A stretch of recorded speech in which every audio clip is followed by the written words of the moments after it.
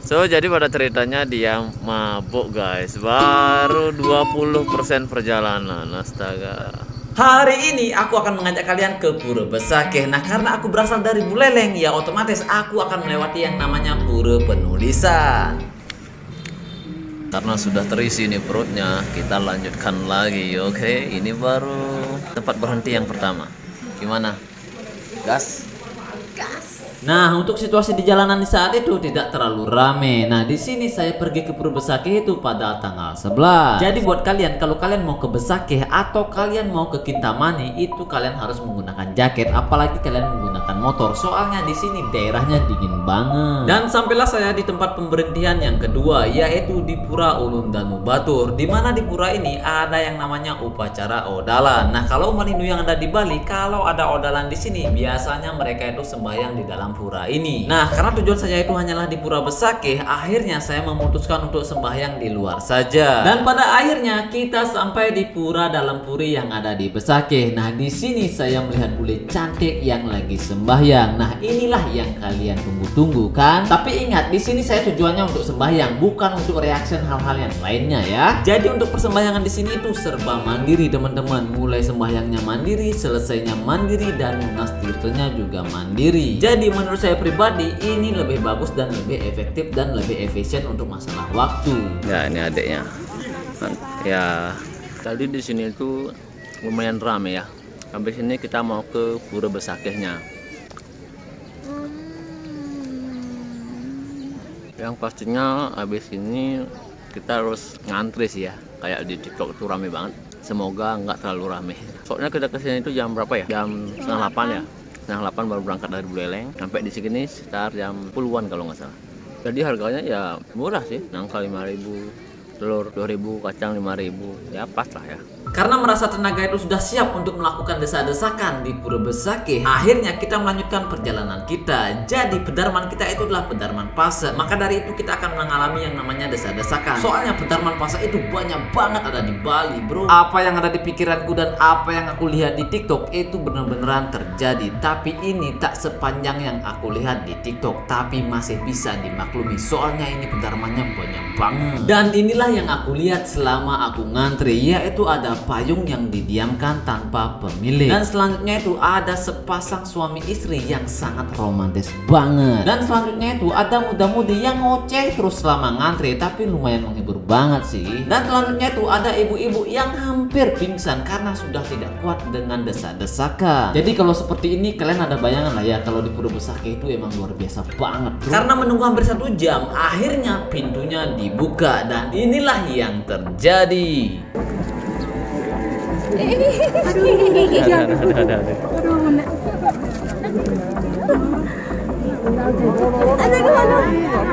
Masuk ya, masuk pelan-pelan tahan dulu.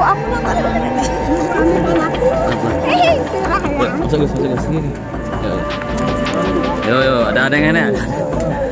Ya, yo. Dan itu belum selesai. Jadi kita baru masuk aja di area pura, belum sembahyang. Jadi kita itu harus menunggu selama 1 jaman. Di kesempatan ini saya memanfaatkannya dengan cara istirahat dan sedikit tidur. Soalnya capek banget, bro.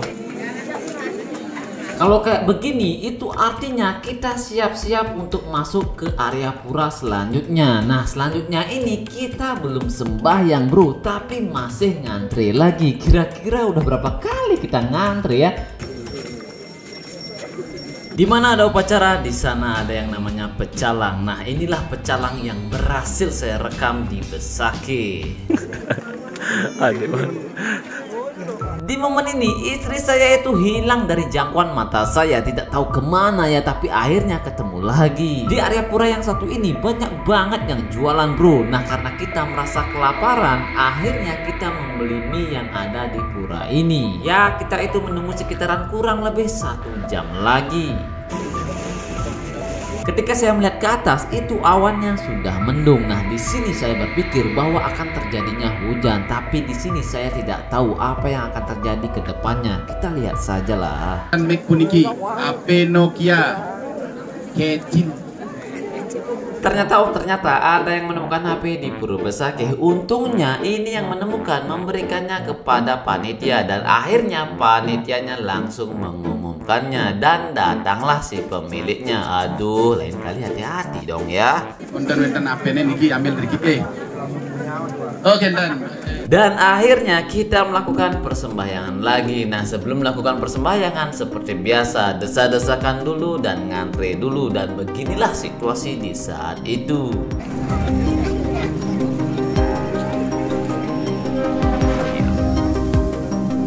Setelah kita selesai sembahyang di Pedarman Pase, dan selanjutnya itu kita sembahyang lagi di pura utama yang ada di Pura Besakih.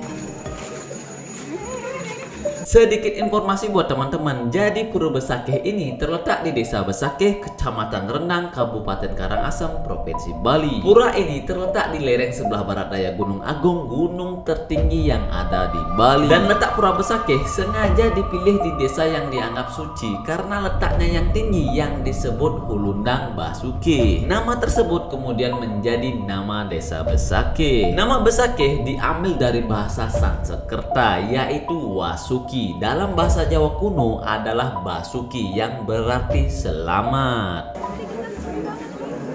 Dan akhirnya kita selesai sembahyang dari Pura Besakih. Nah, ketika kita turun dari Pura Besakih, di sini saya melihat tarian-tarian khas yang ada di Bali.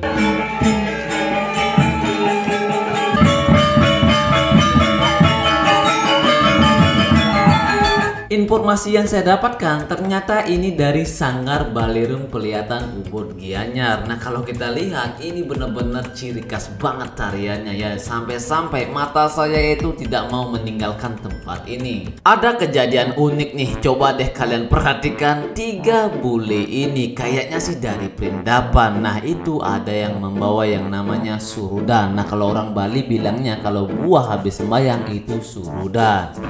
Gak apa-apa lah ya, itu juga ya suci lah, bagus ya. Dan terjadilah hujan ketika ada pertunjukan di pertengahan tarian-tarian yang ada di Pura Besakih. Dan untungnya kita membawa payung, jadi saya bisa merekamnya sampai selesai. Pergi ke Pura Besakih tanpa mencoba street food itu rasanya kurang lengkap. Nah, karena kita merasa lapar dan hujannya pun sudah selesai, saatnya saya mencoba makanan yang ada di Pura Besakih. Sekitaran di sore hari ya, sekitaran jam 5 sore, berarti jam 4 ya, jam setengah 5-an lah. Hujan di Besakih. HP-nya habis baterainya, sekarang pakai HP yang lain.